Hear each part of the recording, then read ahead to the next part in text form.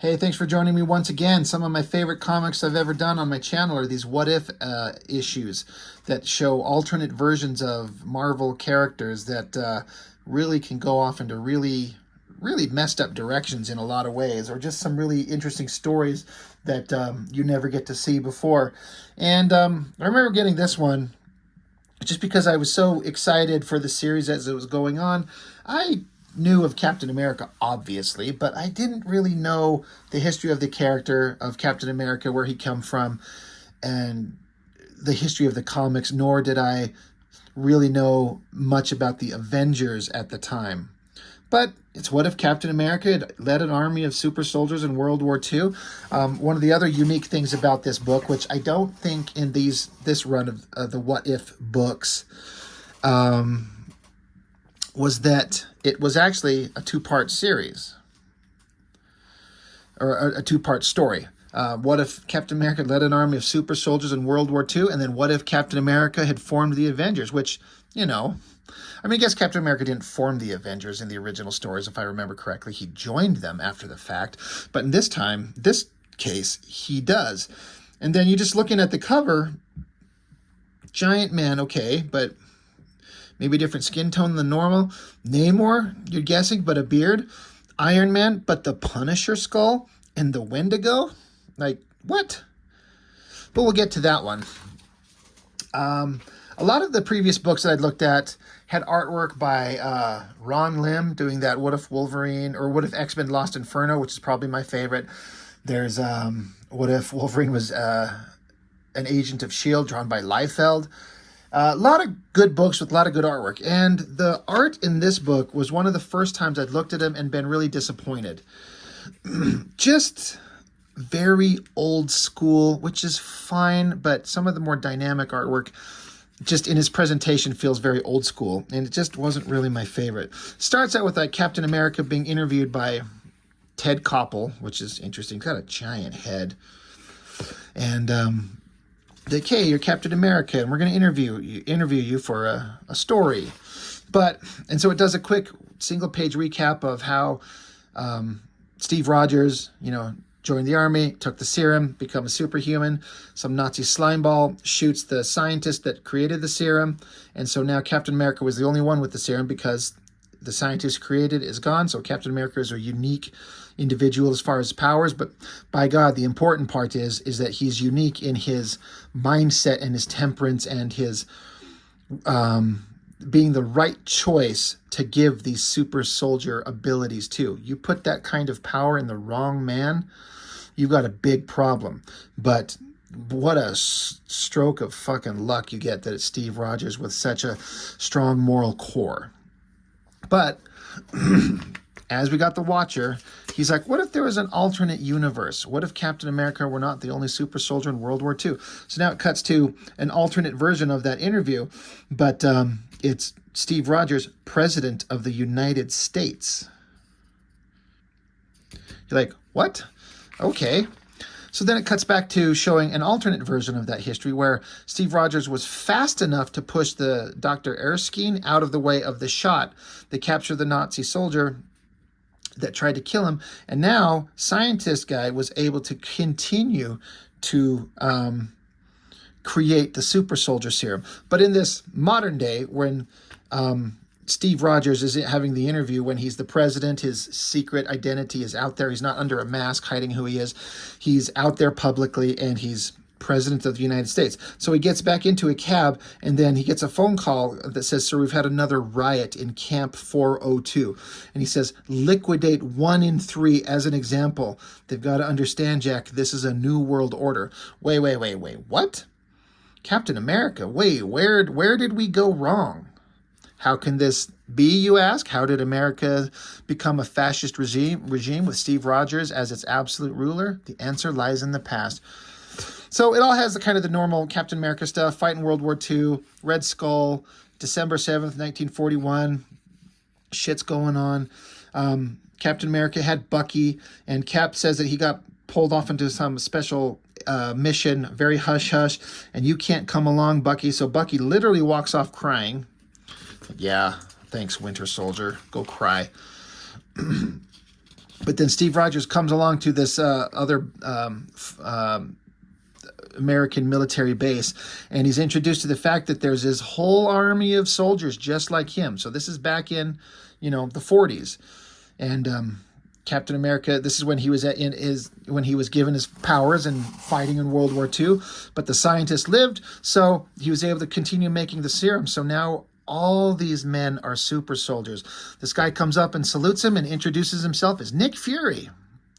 And Fury's like, yeah, you're kind of young to be a captain. But, and then you got, what's his name? Duggan coming up and getting in the face of Captain America. And, but they're like, hey, well, now we've got an army of super soldiers. We're going to give you the intense training. And they're going to, sorry, I'm just reading some of this text here. Basically, like, we're going to have this super soldier team, and you're going to help us win the war. We're going to go take out Hitler himself. There's Howard Stark, and he's in this world, of course. And so then the team, they're going into battle December 24th, 1942, jumping out of a plane. Of course, I got to yell wahoo. That's not a bad picture of Captain America, actually. A lot of this other artwork, it's all fine. It's all middle of the road, serviceable, bland, inoffensive, easy on the eyes stuff. But it doesn't get me excited about anything. So the only thing that was kind of keeping me on board for the most part was the story. And so far I'm like, oh, all right, whatever. There's a bunch of super soldiers, but Captain America and a bunch of his fellow super soldiers diving out. And then you got a giant double page spread of, you got Fury and Duggan and a bunch of other soldiers, Captain America tossing his shield. I always thought this shot of this Nazi on this motorcycle, like jumping out of nowhere. It's a weird choice. Look at this one up here, and that one there. Like, these movement lines are unnecessary and weird. Just have them there.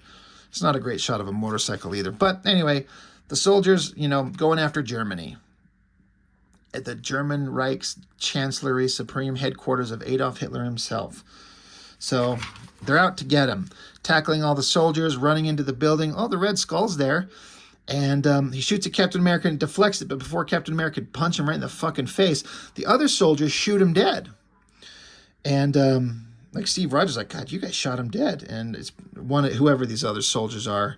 There's no time for kid gloves. This is war, Steve. So Captain America's like, yes, it is war, and pulls out a gun.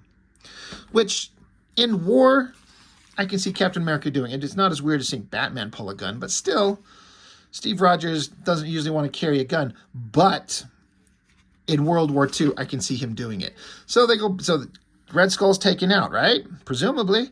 Jump into a room, there's Hitler, machine gun him, all the soldiers almost to death. But Fury's going to choke out and kill Hitler. But Captain America stops him, like, look, no, let's just get him into a court of law. We're not here to murder if we don't have to. And so Fury's like, all right, fine. I'd love to see him swinging, but that's fine. So Bucky's all happy. Human Torch, like, not the Fantastic Four Human Torch, but the original one. And I'm not sure who shirtless guy back here is supposed to be. But then you also got Namor looking at it. And he's kind of intensely paying attention to these American super soldiers. So Captain America and the team go up into the Auschwitz and see the horrors that are there. And Captain America starts talking to this little blonde kid. It said his name is Magnus. And Magnus says, I'm stronger than most, but I'm still just a man, no different from you. We're all human beings. Only men, like Nazis, divide people any other way. And so it says, Magnus does not forget these words or the quiet power of the man who freed him. Because of this, the world will be spared the evil of the supervillain Magneto. So, okay, I like that. Then there's a ship, and all the soldiers were on there. And then a bunch of U-boats come along and torpedo the boat. And it looks like the only one who survived was Captain America. So I'm guessing Fury's dead. All the other super soldiers are dead. I think the only way that this would have killed them is if they were like in the hold of the boat and it went down and they drowned, because you think they'd be able to probably get out. But Cap was just lucky because he's on the deck of the boat. But anyway, back in America. Once he gets back, he's hailed as the greatest hero. He unmasks himself and says, "I am Steve Rogers." And then, so the war is over before 1945, like in the real world. It says with 1943, with Steve Rogers as its head, S.H.I.E.L.D. grows quickly. Steve personally selects each candidate for super soldier status. And you happen to see a bunch of white blonde-haired dudes. Dr. Erskine continues to make the serum. But instantly you're like, why is Captain America only choosing blonde-haired white dudes? Like, this is... okay. So anyway... so then he's saying S.H.I.E.L.D. has discovered that the effects of the super soldier serum wear off after a year to 18 months without an additional booster shot. So the serum cannot be put into mass production for civilian use. For now, we can barely keep enough to keep S.H.I.E.L.D. operational. So there becomes this team of soldiers that run into battle, and they're all a bunch of super soldiers, you know, doing almost whatever they feel like they need to do. In 1965, Rogers he's the most popular American since Washington is elected president, and he promises to distribute the super serum to all Americans. Well, almost all Americans. And there's a guy in a bed sick. It's not super clear, but it's not a white guy. So you're starting to go like, oh, okay, this is where we're going. But also, why is Steve Rogers like this? So it says here, my fellow Americans, I regret to say that the serum originally designed for my body works best on people like myself. Non-white persons have slightly different genetic makeup and suffer long-term damage to their immune system, resulting inevitably in death. S.H.I.E.L.D. scientists are working hard to solve this problem. So then they're in a room together, like the presidential room here. And one of the soldiers like, if the public suspects, and he says they do not suspect, and if they learn that we gave the Negro test subjects tainted serum, the same way we created the booster shot scam in 44. So this guy's kind of throwing like, man, if they found out that we did all this shit. And then Steve Rogers pulls out a gun and shoots the guy in the fucking face. He says, there's no room for negativity in my administration, Horatio. Boom, you're fired. He says, I want order preserved until this blows over. And these other guys with the snarky smile on their face like, it'll be a pleasure, sir. And then Steve Rogers says, get someone to clean up this mess. So what the fuck is going on with the most moral, ethical man the world has ever seen fighting in World War II, like he should have been, telling, child Magneto that all men are created equal? The story continues on how basically the African-American population are trying to we deserve the serum, and then the soldiers are coming along, putting them down, and they're putting in basically concentration camps. And so they're distributing the serum to, white folk. And we get into the 60s, and there's some soldiers watching, and 4 individuals are trying to sneak aboard this rocket going into space. But they're not just normal soldiers, they're super soldiers. And so they get shot down. And Reed Richards, Susan Storm, Johnny Storm, and Ben Grimm, they're shot dead. There will be no Fantastic Four. Meanwhile, Dr. Banner, Bruce Banner, is messing with gamma rays into the super soldier serum to kind of see if he could make it work. That is forbidden, and he's shot dead. There's no Incredible Hulk. Spider-Man, he does get bitten by a radioactive spider, but because he's kind of an anomaly out there, he comes back home to find Aunt May and Uncle Ben already dead, and then he gets shot from behind. And a bunch of soldiers, and they got little skulls on their chests, including a guy with dark hair. And this is Clint Barton, who's pissed off because this guy with the dark hair and the skull doesn't like, he's doubting their order to shoot innocent people, and this blonde guy mouths off to Castle, and Castle gets at his face, and he says, I don't mind killing superhumans, but not innocent civilians. So the blonde guy is like, nobody does that to Clint Barton. So that's Hawkeye. And he says, you're a dead man, Castle. So that's the Punisher. But the Punisher doesn't like what he's doing. Okay. Meanwhile, decades pass, and Rogers' aging is slowed by the effects of the serum. His popularity goes greater, and like Roosevelt before him, he's reelected and reelected and reelected as eras goes on. It's like 60s, 70s, 80s. Meanwhile, off in some part, if you're not stupid, you know exactly who this mystery person with the dark hair is. It's like it's Namor, and for some reason he can't remember who he is. Then he gets attacked. I guess they find out that he's a superhuman, so he gets attacked, and he dives in the water, and suddenly he's Namor again. He's in his little green diaper, and he's like, oh yeah, right, I'm king of Atlantis. I'm awesome. So he goes swimming through the water to find Atlantis destroyed. He knows that it was the Americans. It was the super soldiers. He's pissed off. Comes back up out of the water, surrounded by more super soldiers, presumably Castle. He's noticing this guy's super strong, just taking them all out. So he's like, he's way stronger than me. I got to find a way. I'll find out a way to outmaneuver him. And then Namor, he's like the so-called perfect human fighting machines. Is there no one on this planet to even challenge me? So that gives you a sense of how powerful Namor is. He can take on all these guys. But he lost his memory for some reason, but he's back. And he's like, yeah, I'm going to put a stop to this shit. Flies off, goes looking. There's the Queen Mary. Now, that's the ship that Captain America was on at the beginning-ish of the book when the war was over. Torpedoed and went down. And so there's the boat that Captain America was in. Then he goes back up to the ice and a flow of ice above the Arctic Circle. And then he sees an ice village ahead, masses of accursed humans. And then Namor is witness to a strange Eskimo ritual. It says, "Oh, mighty Lord of the frozen ice, hear our prayers." That's Captain America frozen in ice. Like, wait, what? What? How did he get here? Isn't he running the nation as a horrible fascist, racist monster? And so the Watcher's like, yeah, we'll answer this in the next issue. And what if Captain America forms the Avengers? So I was like, oh, not knowing the actual comic history of Captain America and the Avengers, really just a basic concept. I was like, all right, well, let's go. So this is a kind of a redraw, a reimagining of the classic Jack Kirby cover. Kind of fine. You know, it's fine. It's classic. So there's Captain America, and they just do a recap of everything here, of what went on. I remember looking at this, and this weird anatomy of his ribs, these weird bulges and things, strange. And I'm like, where's the rest of his arm? I guess he could have it bent. It threw me off. I didn't like it. Who cares what I think, right? But, and again, as a recap, it's like white Americans are given the super soldier serum. They're awesome. And anybody of color is put in internment camps and they're kept as an oppressed class.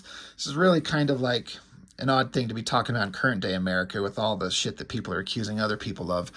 But then I guess super soldier Frank Castle went off and got some freaking Iron Man armor. Like gray and white Iron Man armor. Shows up and shoots Namor right in the back. I didn't mention, I don't think in the previous, I meant to mention the creative team. So George Caragone, never heard of that writer. Ron Wilson, don't know that I've ever heard that name. Inks are Ralph Cabrera. Inks are fine. And again, the storytelling and penciling are all fine. It's just like old school kind of not exciting stuff. It's certainly fine, but not my favorite. But anyway, Punisher Iron Man shows up and shoots Namor in the back. Meanwhile, looks like, so now they're on a jet and they've captured Namor and they got frozen Capsicle. And he's thawing out and they're like, Jesus, look at him. He looks just like Steve Rogers. Like, why is he frozen solid? Why is he in Captain America's costume? Look at him. It's like, he looks like Steve Rogers. He's identical. And they're like, shit, he's not dead. His eyes are open. So I guess Captain America, once you get him out of the ice, he just jumps up, leaps into action, and he yells, Nick, look out. As if, like, last time he was talking to Nick Fury was when that boat got torpedoed. And then so I guess now real Steve Rogers is like, you can't kill Nick. You can't kill my men. I won't let you. I'll smash you all.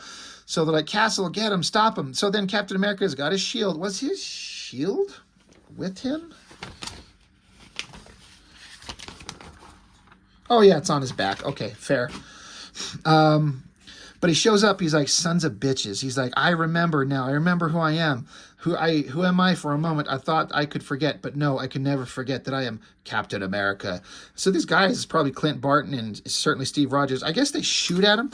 I do not know what's going on in this panel right here. What is he holding on to? What is he deflecting with his arm? Why is he standing up on his heels? Weird panel. But then facing off against, Punisher, Iron Man, throwing the other guys around, throws the soldiers into the cage. Punisher, Iron Man shoots at Captain America. He deflects it, bounces his shield off his face, and standing there. Now, this shot of Captain America I thought was pretty heroic looking. He's like, I'm Captain America. I'm awesome. Look at me. I'm awesome. Hey, Namor, you should come with me. We should team up. We should totally team up and go kick Nazi ass. So Namor explains to Captain America, says the floodgates of Namor's bitter memory open as he tells the captain how America has changed, the promise of perfection and the reality of tyranny. And he talks of the most powerful man on the earth who has stolen the name and face of Steve Rogers. And he's like, wait, what? Is this true? And Punisher's like, yeah, dude, you're my hero. You're the reason I became a soldier. So then the other soldiers that are in the jail here, they say it's true that we've made America pure, a pure race of perfect men, free of the taint of the mongrel races and non-human freaks. Castle, you can't be listening to this garbage. You're talking treason. You know what will happen to you when headquarters finds out. They'll hunt you down, you and your whole family. And so Punisher, Castle, I guess his family's alive in this world. And he's like, my family? So Captain America says, son, is this the kind of country you want to fight for? And Punisher's like, not anymore. So he puts on his Iron Man mask, and then he fucking vaporizes the guys in the jail cell. Just boom, dead. And Cap's like, dude, you killed them. He's like, they committed crimes. I punished them. Even Namor's pissed off. And so now Punisher, Iron Man, and Iron Punisher and Namor are going to fight, but Captain America's like, guys, look, wait, stop. We got bigger fish to fry. We got bigger... Oh, sorry, Namor. Didn't mean that. We got bigger problems to solve. We got to move on. We got to solve this problem. We got to stand here and scream and be awesome, and that liberty shall not perish from this earth. I swear we have much to avenge. Thus, henceforth, from this day forward, shall we call ourselves the Avengers, with Iron Punisher and Harry Namor and awesome Captain America. So they're rocketing through the sky, and it says, thanks to Iron Man, we have a list of superhumans targeted for elimination by SHIELD hunter squads. So if we can persuade them to join us, maybe we can tip the scales in our favor. So they come down to this place in British Columbia, Canada. Bunch of soldiers just smashed to shit. And then up here is one of the worst drawings in the worst outfit of Wolverine you've ever seen. Well, he's not Wolverine, he's just Logan. Captain America's like, Logan, do you remember me? We met in Madripoor in 41. This was at X-Men 268, the first issue of Jim Lee drawing the regular series as regular artist. That great, awesome issue of Captain America meeting up with Wolverine back in the 40s. So Logan's like, yeah, I remember you, Captain America, jumps down and punches him, and then Logan turns into Wendigo. Holy shit, what? So they all start blasting at him and bouncing trees off him and throwing shields at him and shooting him, and it's just not working. But then Captain America's like, I want your help. And Wolvie Wendigo's like, you want my help? And then Namor's like, stay your wrath, bestial one. Yeah. Like, you should join us. You should totally join up with us. And so Wolverine kind of explains how super soldiers invaded Canada, killed everyone, burned trees, killed the Indians, built their oil wells, blah, blah, blah. This sucks. Well, Captain America's like, well, you should totally join us. And so Wendigo, Wolverine's like, well, how many of these blue-suited twats do I get to kill? And Punisher's like, it's going to be an all-you-can-eat. And Wolverine's like, fuck yeah, I'm going to eat them. So shrinks back down to normal. And it says here, on your world, the curse of the Wendigo was to be magically transferred to the body of Bruce Banner, the Incredible Hulk, but for the interference of Wolverine, then known as Weapon X. On this world, Wolverine himself was sacrificed to the Wendigo's power, with no one in turn to save him. But something in Logan's half-bestial nature, combined with the spark of purity in his soul, enabled his personality to gain dominance over the Wendigo's savagery. Now, I had seen the Spider-Man issue by McFarlane with the Wendigo and made the Wendigo look awesome. And so this version of him looks just weak as shit. So again, the artist is doing a perfectly serviceable job. But, you know, when you've seen some other artists draw some really dynamic shit, it's a little hard. But the story had me going. I'm like, okay. This is Sam Wilson. He would normally be the Falcon, but he's sneaking into a room, and I guess he's going to become Giant Man. And that's what's going on. Punisher is still a little bit racist, and so he doesn't want to let a black man on the team. Punisher's not having it. Captain America's like, we all bleed red, you piece of shit. So, lose that attitude. So Sam Wilson puts on the Ant-Man costume, and then he gets some pills, and he gets hard. Or gets big, whatever, same thing. We go to the Magnus Academy for Gifted Youngsters. They show up there, and Punisher Iron Man gets zapped, and there's Magneto in the old school version with his little stupid little hair things on his head. That is stupid, and that costume is not great, but he's like, come murderers of children, this time I shall repay death with death. So you got all the X-Men members. They're all dead. Look like freshly dead. Like they're not rotting. They're just dead bodies lying there. Of course, Captain America's got to stand in the middle of them and be like, hold on, hold up, chill out. You should join us. And so Magnus says, dude, I met you back in 41. You made me believe that all humans are equal and that I could believe we could all live together in peace. But clearly that's not the case. So Magneto lifts up some garbage and forms it into a helmet, and he says, let the world of the humans beware the coming of Magneto, and he takes off and he's gone. Anyway, so they're going to go sneak onto the SHIELD helicarrier. This is the single worst helicarrier ever drawn in the history of comics everywhere. I don't know what the fuck they did here. It's just wobbly and weird and poorly done, and it's like 3/4 of the page. This is god-awful. This artist did not give a shit. He just was tired and burned out and didn't want to draw this. Terrible. But we're on the SHIELD helicarrier. All right, great.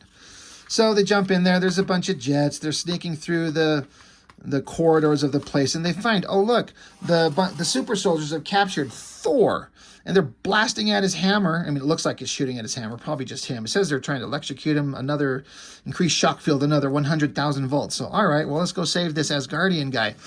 Jump down there, start fighting the soldiers, and in between all of that, enough of a pause. Thor says, this foul trap hath been foiled by thy strike, shield bearer. The matchless power of my birthright is mine once more. The son of Odin is a prisoner no longer. Thor, god of thunder, is free. Thou wearest the garb of shield, but 'twas thy hand which freed me. What manner of men are you? And they're like, God, can you stop talking, please? But anyway, like, shit, the explosion triggered an alarm. And he's like, Thor, there is no time to explain. We've got to fight.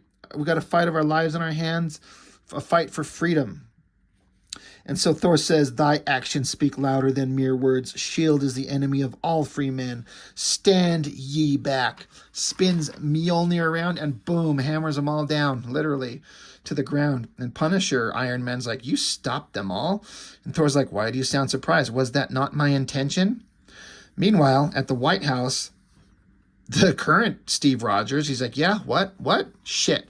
Cut back to a big, ultimately kind of boring splash page of the few heroes we've got fighting all these super soldiers for Odin, for Asgard, and Eternal Glory, and Imperious Rex. Yeah. It's fine. It's just not that dynamic. Anyway, they're like, we'll hold all these guys off, Cap. You go find whatever we're looking for, whatever we're trying to stop. Like, go solve the problem. So Captain America dives in, throws a shield, knocks like a bunch of guys on their ass. There's a Operation Rebirth. And, of course, Steve Rogers can get in there because he's actually him. And there's the scientist creating the serum. And he's like, dude, I never see you at this time of year. I've made the serum. I've always made it for you. I'm doing good, right? So Captain America basically explains to him, like, dude, do you know what you've been doing, what you've been providing? And so he shows the professor what his serum has done. He's been hidden from all of this. And he's like, what the fuck has my work become? And so, Captain America says, a perfect world doesn't come from a test tube of serum, doctor. It comes from the hearts of free men everywhere. All right, I like that. But then, just suddenly, there is modern-day Steve Rogers. And he's like, but the good captain knows me better as the Red Skull. So even though the Red Skull got shot to death, he didn't die. There he was. He was down, but he was saved from the brink of oblivion. The Nazi scientist Arnim Zola transferred my consciousness into a new body, a perfect body cloned from the cells of Steve Rogers. And so now he's cloned body of Steve Rogers. The Red Skull's mind is in this body. And once the boat got sank, he basically just took Captain America's place and directed the nation to the horrible kind of fascist Nazi regime that it is now. And so, gun to his head, weak gun, weak stuff. The scientist gets shot. Real Captain America, fake Captain America fight. He gets blasted into a machine that zaps him down, and he's dead. Cut back to the team. They're barely alive. They're barely holding it together. And Captain America says, "On your feet, son. Did we free it? Did we free America?" And he says, "We've taken away her super soldier serum, but perhaps we've given her back her soul." So you got Thor, Punisher, Iron Man, Wendigo, Captain America, and Giant Man. Is Namor dead? Where's Namor? Did I miss that part? Or did they forget him? No, there he is. He's right there. No, there's Namor. He's just not there. Well, that's fucked up. That's rude. Yeah, Namor, he's right there. And then you do an Avengers Assemble, but no Namor. And then they show years later. So basically, this team charges into the sea of the remaining super soldiers that are left, and they kill them, but they also all die themselves. And so a statue is erected with all of them except Namor. That is fish racism right there.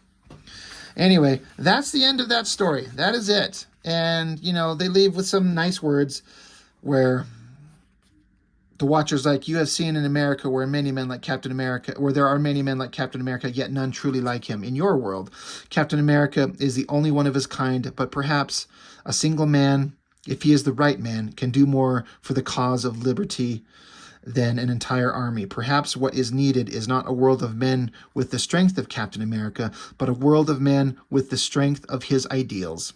I like that. I appreciate that. That's well done. So it was kind of fine. The story ultimately was kind of interesting. It's just the artwork was not quite at the level that I would want it to be, because I'm just who I am and I'm just a dick that way. But ultimately it was kind of fine. It was fun. That would make a hell of a movie. They should do a what if live action movie and do this shit. You know what, they shouldn't, because with the racism and stuff going on, people would just go ape shit over that, and it would just create more division. There's already enough going on in the country. But a pretty good comic anyway. I like Captain America. He's a great character with a great concept. I appreciate him. I like him. So anyway, that's it. That's all I got for now. Thanks for watching. I appreciate it, and I'll see you on the next one.